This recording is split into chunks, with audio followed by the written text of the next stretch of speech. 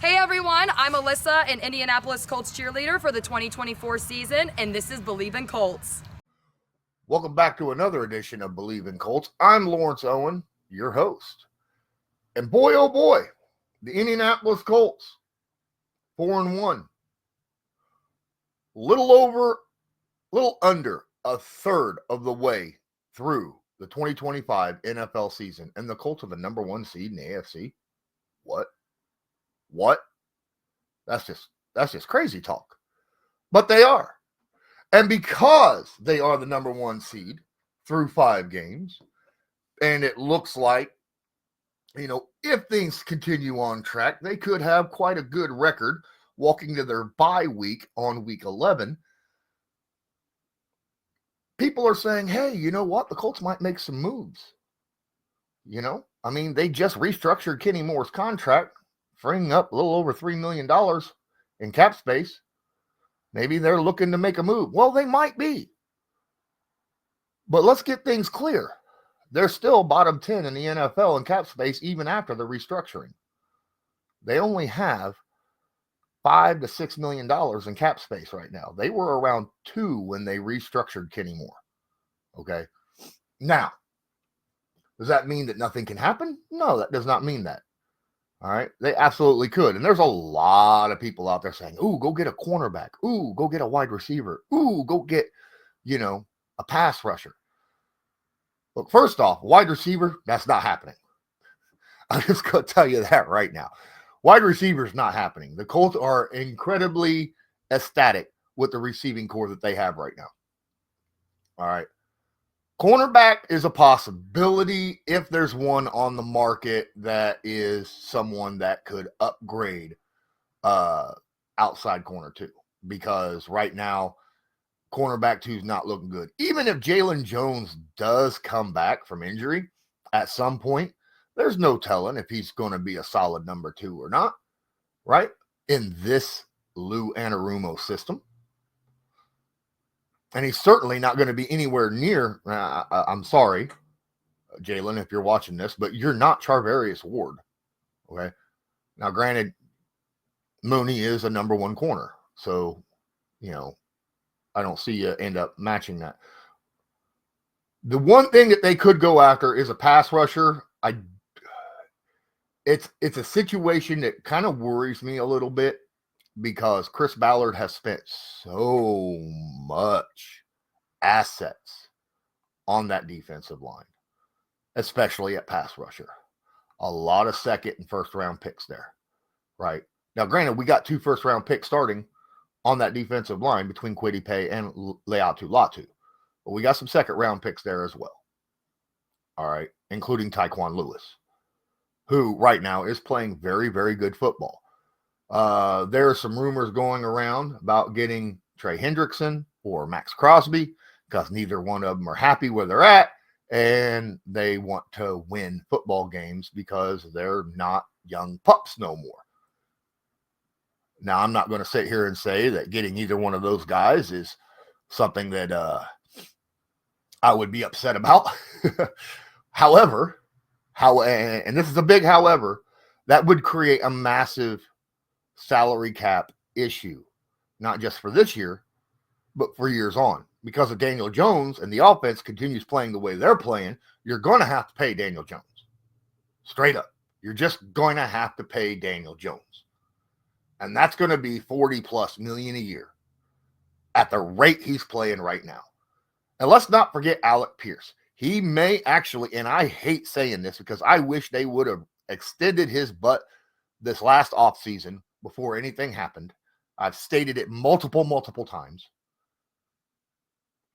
He may be a cap casualty. He may be that guy that the Colts just can't re-sign because they ain't got enough money to re-sign him.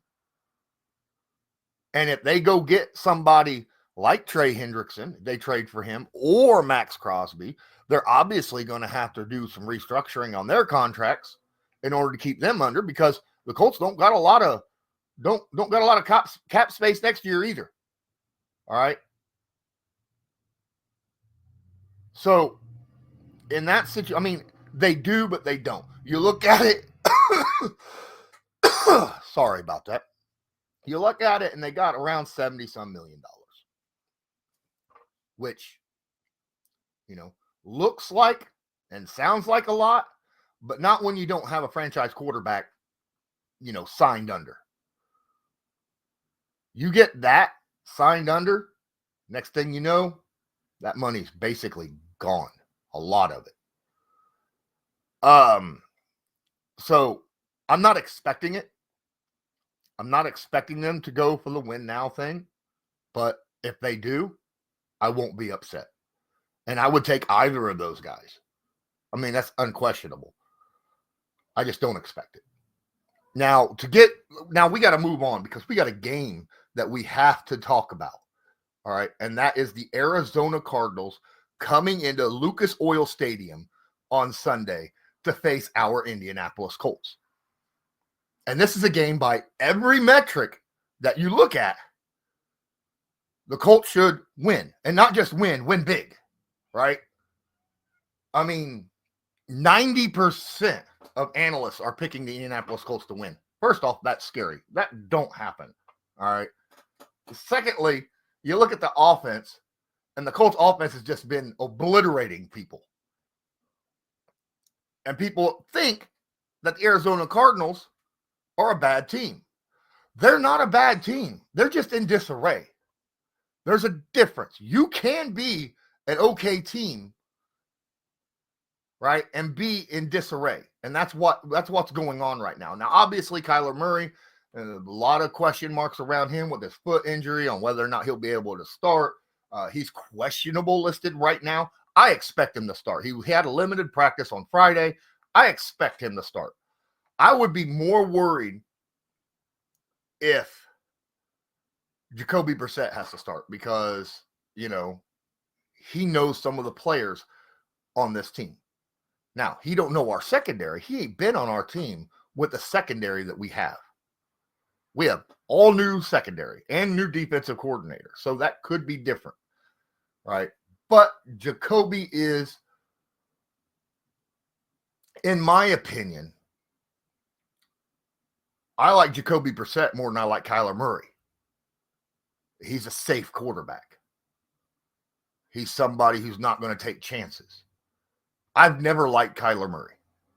If you followed me for any amount of time, I am not a Kyler Murray fan. I think the Cardinals made a huge mistake in giving him that monster contract those years ago.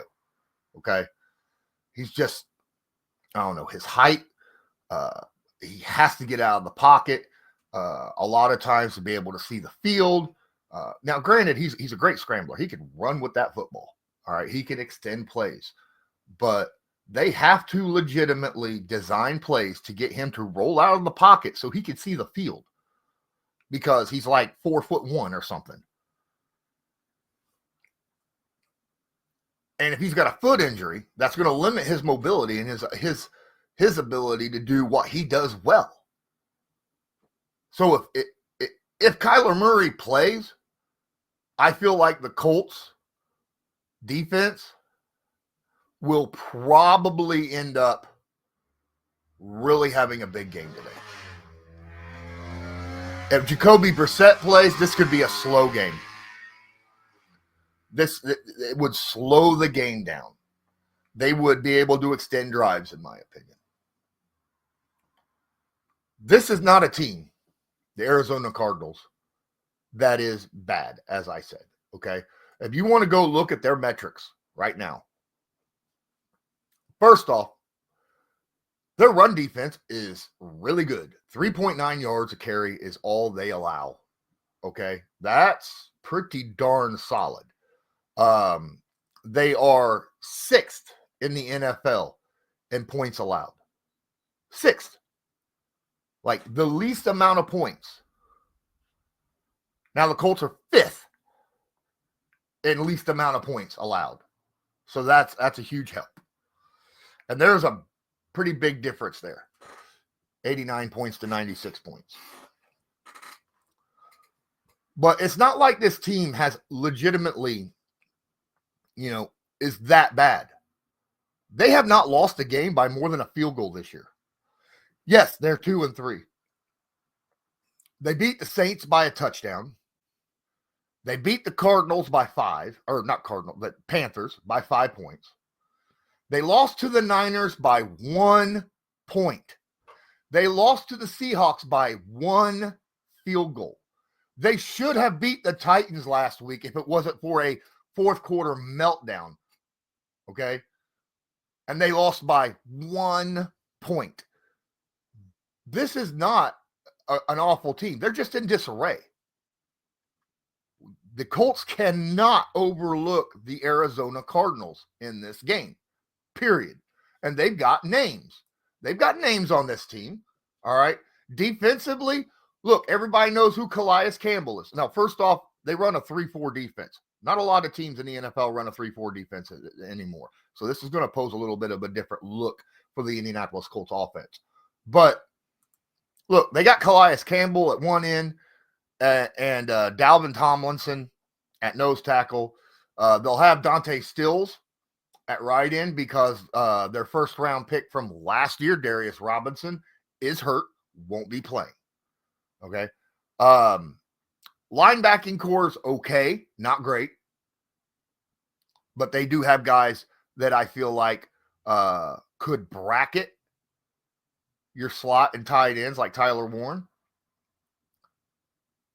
Obviously, they have Josh Sweat still at right outside linebacker. He's their pass. That's the pass rusher, right? Good dude. So you're going to have to keep an eye out on him. Now, Will Johnson, second-round pick this year. He's their starting corner. Max Melton, second-round pick from last year, won't be playing. He's hurt. He's going to be replaced probably by this year's fifth-round pick, Denzel Burke. So they've got injuries there, and they're very young. Now, you know that they got Budda Baker at safety, and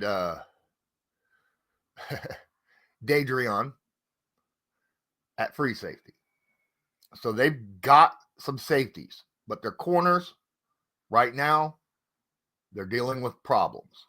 And the Indianapolis, and people want to talk about, oh, you got to stop the run. You got to stop the run. Yeah, they got a good run defense. Dude, their pass defense. The Indianapolis Colts pass to score, run to win. They are going to pass in the first half, and that's what they want to do.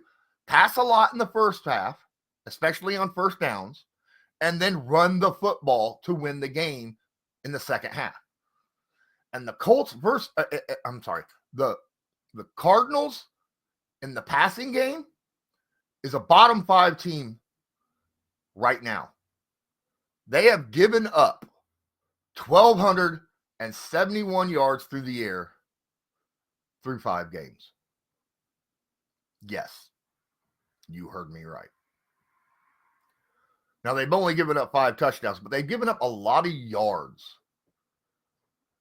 And a pretty darn high, about 60% completion percentage. Now, you couple that with the fact that they haven't really played a lot of really good quarterbacks. That tells me Daniel Jones is set. Again, this metric of will the Colts offense continue against this pass defense? They legitimately should. Daniel Jones should have 300 yards and 3 touchdowns against this team. All right. I legitimately look at this and go, the thing that scares me the most about this game is that there's nothing obvious to scare you about this game. Is that weird, or is that just me? Okay. Because you look at it and you go, the only way this team loses this game is if there's things that you cannot account for. An injury to a key player. Mental mistakes. A lot of, penalties. Or mental errors like what we've had against the Rams, right? Stuff like that is what can hold this team back. And it's just things you can't account for. That being said, I'm not saying the Colts are going to lose this game. I'm not saying this is a trap game. Because legitimately, you look at the scores that they played against, they've been close in every game. There's not a game that was outside of a touchdown. Every game that the Cardinals have played, the total score between the two teams that played was within a touchdown. So they've played tight games all year. Indianapolis don't play tight games unless they're a good football team, supposedly. So the Cardinals, like I said, in this list, it should be a blowout, which worries me. Look, Daniel, I want to talk. Look, so many people out here talking about, Daniel Jones is going to be the dink and dunk guy. He can only throw short and intermediate. He's not going to throw deep. He's got over a 130 passer rating when targeting guys 10 to 19 yards downfield. He's got over a 105 rating when targeting 10 yards and shorter. And he's tied for first with one other quarterback for the most completions of 40 or more yards. Tied for first. There goes that narrative. Dude is using the entire field, and he's using all of his weapons. And with a secondary that is injured and young, like the Arizona Cardinals, I expect a lot of guys to eat, especially with Alec Pierce back. All right? Alec Pierce is back. So I'm hoping that this team lights them up. Because they may need to. Because, look, the Cards looks like they're going to get Will Hernandez back. I'd like to see him play. He's actually a really good, I think, left guard. Is he a left guard or a right guard? Let me look real quick. Scroll down here. Yeah, I was right. Left guard. Now, they got Isaiah Adams is playing. I think that Will Hernandez should play over him. Again, two different teams between Jacoby Brissett and Kyler Murray. And we haven't even talked about the weapons that they have to throw to. Zay Jones is a pretty decent player. Obviously, Marvin Harrison Jr. has got a couple games now that he's trying to get back on track after having a slow start this season. And then, of course, Michael Carter at running back. They've not been able to run the football this year. And the Colts haven't been able to stop the run. Well, I mean, they're middle of the pack against the run. I got 4.5 yards per carry average giving up. It's about middle of the pack right now in the NFL. I have no problem with Mooney being on Marvin Harrison Jr. I think that's a good matchup. Expect Trey McBride to have a game, though. Because our linebackers do not cover tight ends very well, and Trey McBride is having a season. He's already playing he's their best weapon so far this year has been Trey McBride. We need to do something about that. Last week, we kind of got a pass because Brock Bowers was injured. We're not getting that pass this year or this week against Trey McBride. He's going to be playing. And he's going to be a big weapon in this offense. So we're going to have to do something about that. Even our pressures, even when we blitz, he's going to be the guy that whoever's at quarterback is going to want to throw the football to get rid of that ball, that safety blanket. So you got to have a plan for him. And my goodness, don't have either of our linebackers on there. Now, I get it. We just signed a guy, right? That was a former linebacker for Lou Anarumo back in Cincinnati. And he is definitely an upgrade to the Will that we've had this past, this year. Screw this year. The last few years, because let's face it, speed was not exactly great, last year and the years prior.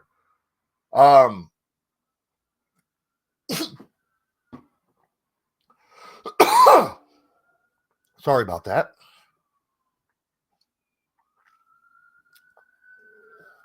I'd rather have a safety on Trey McBride. Give somebody who can actually cover. Guys, that right there, that's an ambulance that just went by. I don't know if you heard it, but let's hopefully there's no ambulances in this game. I'd like a clean game. Everybody healthy and happy. No injuries. Let's keep the penalties low. And as for a score prediction, I'd like to say, unless something happens, as I was mentioning earlier, right? Things you just can't account for. The Colts should win this in a blowout. I'm going to say 35-17.